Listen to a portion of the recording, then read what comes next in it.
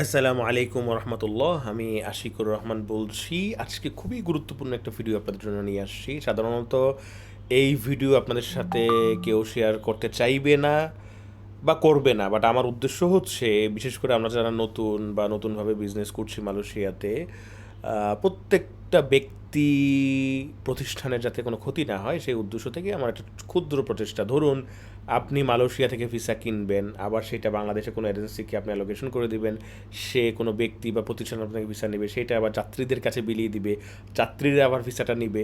এই প্রত্যেকটা ধাপে সবাই যেমন ভালো নয়, আবার সবাই মানে আবার খারাপও না। সো ভালো মানুষও আছে।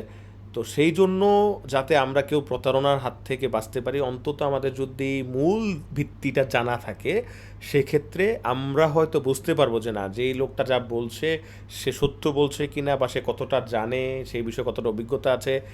আমি বলবো না আপনি 100% সিকিউর, বাট অন্তত অনেকটাই বেঁচে যেতে পারেন। একদম না বুঝে করা আর কিছুটা বুঝে করলে দুইটার মধ্যে তফাৎ আছে। আচ্ছা, আমরা মূল আলোচনায় চলে যাই। আপনারা চাইলে ভিডিওটা শেয়ার করে দিতে পারেন, আপনাদের যে বন্ধুবান্ধব আছে এর মধ্যে শেয়ার করে দিন। আচ্ছা, মূল আলোচনা হচ্ছে বাংলাদেশ থেকে মালয়েশিয়া কর্মী পাঠানোর সম্পূর্ণ প্রক্রিয়া। একদম প্রথম প্রক্রিয়াটা হচ্ছে এমপ্লয়ার অ্যাপ্রুভাল। এটাকে সেকশন 60K বলে। প্রথম কাজ হচ্ছে, মালয়েশিয়ার যে এমপ্লয়ার বা কোম্পানি বাংলাদেশ থেকে কর্মী নিতে চায়, তাকে প্রথমে বিদেশি কর্মী নিয়োগের প্রয়োজনীয় সেকশন 60K প্রায়র অ্যাপ্রুভালটা নিতে হয়। আচ্ছা, এটা নেওয়ার পরে ধাপ হচ্ছে ই কোঠা বা কোঠা অ্যাপ্রুভাল। মূলত ধরেন আমার কোম্পানিতে 200 লোক লাগবে, আমি সেটা মানে পাঠাইলাম, রিকোয়েস্ট পাঠাইলাম, তখন দেখা যাবে যে গভর্নমেন্ট থেকে এটাকে ভেরিফাই করা হবে, যাচাই বাছাই করে যে হ্যাঁ তার আসলে 200 লোক লাগবে। তখন তারা এই পারমিশনটা দিবে, তখন আমি সেই 200 কোঠা আমি পাইলাম।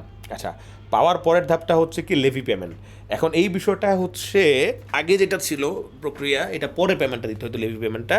বাট এখন কিন্তু এটা আগে দিয়ে দিতে হবে। মানে আপনি যখন কোঠা অ্যাপ্রুভাল পেয়ে গেলেন, তখন হচ্ছে আপনাকে লেভি পেমেন্ট টা দিয়ে দিতে হবে। আচ্ছা, লেভি পেমেন্টের পরে সেটা আবার কন্ডিশনাল অ্যাপ্রুভালটা লাগবে, মানে এসকেবি। মানে এসকেবি মানে হচ্ছে সুরাত কুলুলুসান বাসারাত, অর্থাৎ কন্ডিশনাল অ্যাপ্রুভালটার পরের ধাপে আসে। মানে আপনি যখন লেভি পেমেন্টটা দিলেন, তখন হচ্ছে আপনাকে এসকেবি কন্ডিশনাল অ্যাপ্রুভালটা আপনাকে নিতে হবে। নিলে আপনি মানে রিক্রুটমেন্টের জন্য প্রস্তুত। আচ্ছা, তারপরের ধাপ কি?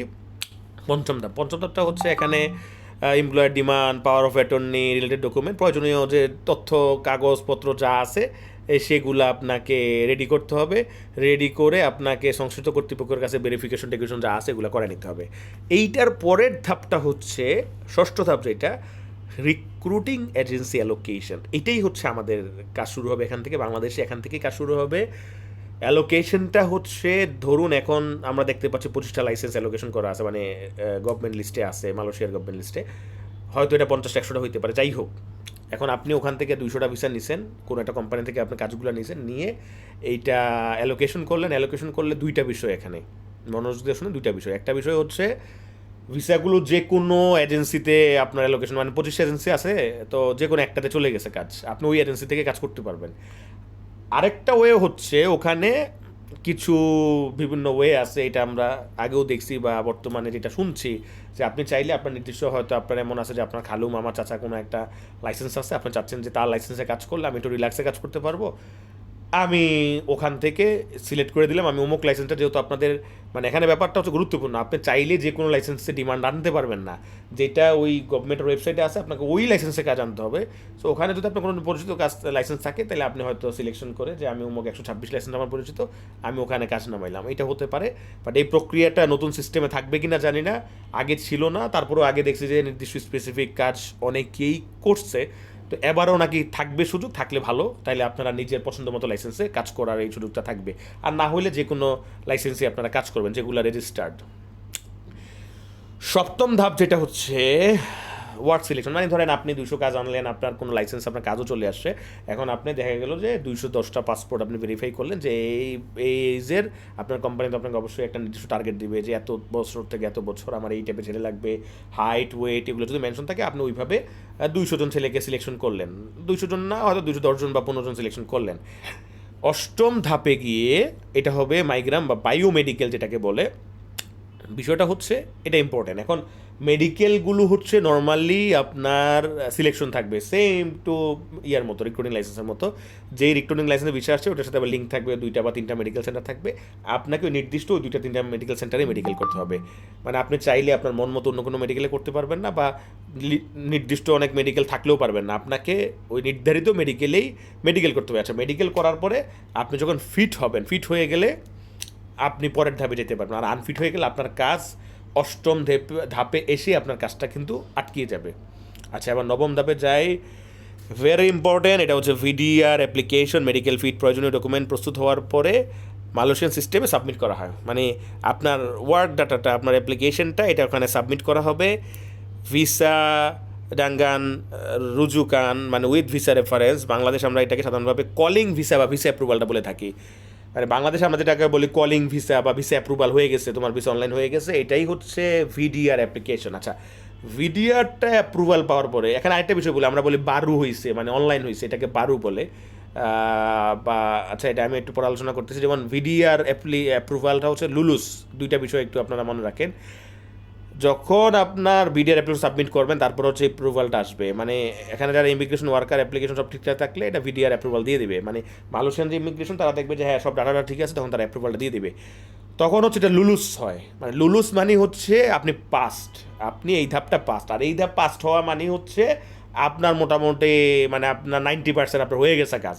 মানে আপনার ভিসা অ্যাপ্রুভাল হয়ে গেছে, দেন আপনি এখন জাস্ট ই ভিসা টিভিসার জন্য ওয়েট করবেন। এটা আমি নেক্সট ধাপে আসতেছি।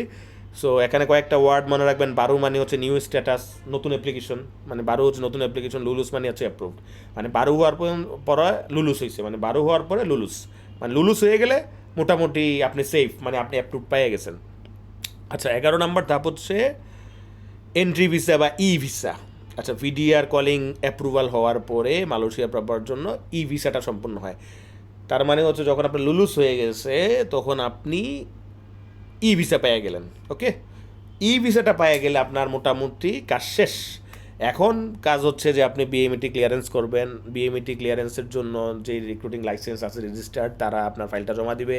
তার আগে আপনার ওই যে অবশ্যই প্রথমে যেটা আপনারা রেজিস্ট্রেশন করছেন, বিএমইটি 3 দিনের ট্রেনিং সম্পূর্ণ থাকতে হবে, ফিঙ্গার সম্পূর্ণ থাকতে হবে। এগুলো তো আপনারা ইতিমধ্যে করছেন।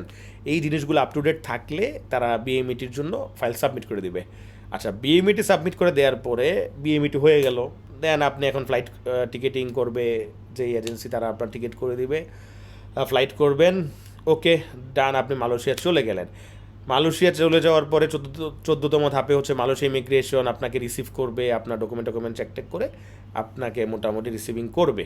ওকে, সর্বশেষ যেটা হচ্ছে ফমিমা মেডিকেল, যেটাকে বলে বাংলাদেশ বায়োমেডিকেল ফিট হওয়ার পরে মালয়েশিয়া পৌঁছে নির্দিষ্ট মেডিকেল করতে হয়। এখান থেকে যাওয়ার পরেও ওখানে আপনাকে মেডিকেল করতে হবে। ওইটা হচ্ছে এটাকে বলে মালয়েশিয়া সাইড হেলথ স্ক্রিনিং। মানে আপনাকে মালয়েশিয়া যাইয়াও একটা মেডিকেল করতে হবে ওখানে পৌঁছানোর পরপরই। 16তম ধাপ হচ্ছে পিএলকিএস ভিপিটিই। ফমিমাতে ওয়ার্কার ফিট হলে যখন আপনি ওখানে ফিট হয়ে যাবেন, পাস লাউথান কার্জা সেমানথারা, অর্থাৎ হচ্ছে ভিজিট পাস টেম্পোরারি এমপ্লয়মেন্ট, পিপিটে সম্পূর্ণ হয়। মানে এর মাধ্যমে ওয়ার্কার মালয়েশিয়াতে টেম্পোরারি এমপ্লয়মেন্টের ইমিগ্রেশন প্রসেস সম্পূর্ণ পায়। তার মানে হচ্ছে আপনি 16তম ধাপে এসে মোটামুটি সবগুলো পাস করে যখন আপনি যাবেন, তখন হচ্ছে যে আপনার ইমিগ্রেশন প্রসেসটা পূর্ণতা পায়। তো আশা করছি পুরো বিষয়টা আপনাদেরকে একটা বেসিক ধারণা দিতে পারছি ইনশাল্লাহ। সো এই ধাপগুলো মনে রাখেন। আর কোন ধাপে কি অনলাইন চেকের যে বিষয়গুলো আছে সেইটা সিস্টেম চালু হওয়ার পরে আপনাদেরকে ইনশাল্লাহ ওইগুলো বিস্তারিত দেখায় দিব। সো একটু সতর্ক থাকেন। এবার মালয়েশিয়ার কাজে আসলে মানে যেটা ধারণা করা যাচ্ছে, ভিসার থেকে হয়তো আমাদের পাসপোর্টের সংখ্যা অনেক বেশি, ওয়ার্কারের সংখ্যা অনেক বেশি। সো আমার কাছে মনে হচ্ছে যে খুব তাড়াহুড়ো না করে বুঝে শুনে ঠান্ডা মাথায়, এমন না যে আমি মানে ফ্লাইট মিস করে ফেলতে চাইতে পারবো না। আপনার রিজিকে যেটা আছে, তাকদিরে যেটা আছে, আপনার সেটাই হবে। চেষ্টা করতে হবে ইনশাল্লাহ। বাট ভালো মানুষ বুঝে শুনে, যাকে চিনেন জানেন বুঝেন, নিজ বুদ্ধি খাটিয়ে যেটা ভালো মনে করেন, ভালো জায়গায় পাসপোর্ট দিবেন, এই প্রত্যাশাই থাকবে। ভালো থাকবেন। আল্লাহ হাফেজ।